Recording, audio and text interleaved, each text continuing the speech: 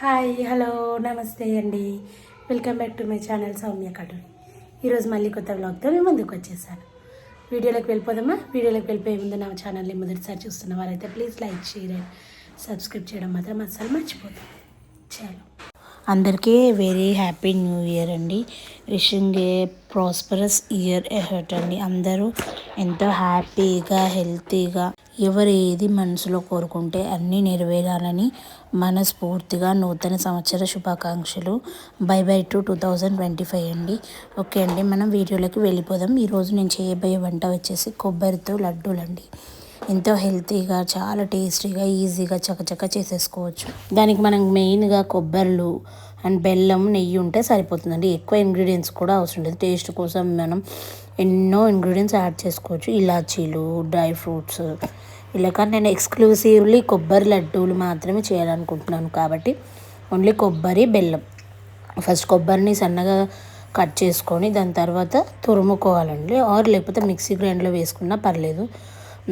నేను ఒక 3 గిన్నెల వరకు కొబ్బరి తురుమును తీసుకుంటే 1.5 కప్ వరకు నేను బెల్లాన్ని తీసుకున్నాను.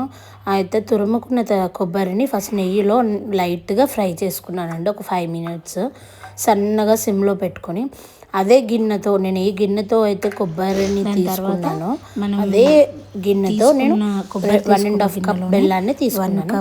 అది ఫ్రై చేసుకుని కొబ్బరిని పక్కన పెట్టేసుకుని తర్వాత తురుముకున్న బెల్లాన్ని కూడా కొబ్బరి 3 కప్స్ అదే గిన్నెలో వేసేసి కొన్ని వాటర్ వేసాను. కొన్ని వాటర్ ఒక హాఫ్ గ్లాస్ వాటర్ వేసుకుంటే చాలండి.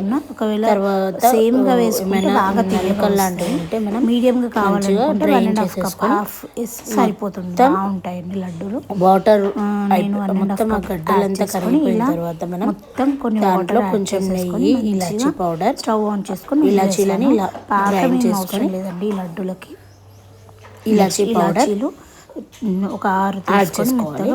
దాని తర్వాత మంచిగా మనం ముందుగా ఫ్రై చేసుకొని పెట్టుకున్న కొబ్బరిని అందులో యాడ్ చేయడం అంతే అండి. ఈ కొబ్బరిని మనం ఒక 5 to 10 మినిట్స్ దాకా మంచిగా సార్ట్ అవుట్ చేసుకోవాలి. బెల్లంలో మనకి బెల్లం పాకం రావాల్సిన అవసరం లేదండి. నార్మల్గా దాంట్లో మొత్తం మిక్స్ అయిపోయి మనం లడ్డు చేసుకోవడానికి వీలుగా అవుతుందండి. అప్పటి వరకు మనము చేసుకుంటూనే ఉండాలి దాంట్లో లోపల ఫ్రైయింగ్. చూడండి, ఇప్పుడు లడ్డు చేసుకోవడానికి ఈజీగా అయిన తర్వాత నేను ఆఫ్ చేసుకొని కొంచెం నెయ్యి కూడా యాడ్ చేసి మంచిగా కలుపుకున్నాను. దాని తర్వాత చూడండి ఇలా లడ్డూలు కట్టేసుకున్నాను. ఎంత టేస్టీ అండ్ ఎంత హెల్తీ అంటే అంత హెల్తీ అండి. చాలా చాలా టేస్టీగా ఉన్నాయి. ప్లీజ్ ఒకవేళ నా వీడియో మీకు నచ్చినట్టయితే తప్పకుండా like, comment, share and subscribe చేసుకోవడం మాత్రం అసలు మర్చిపో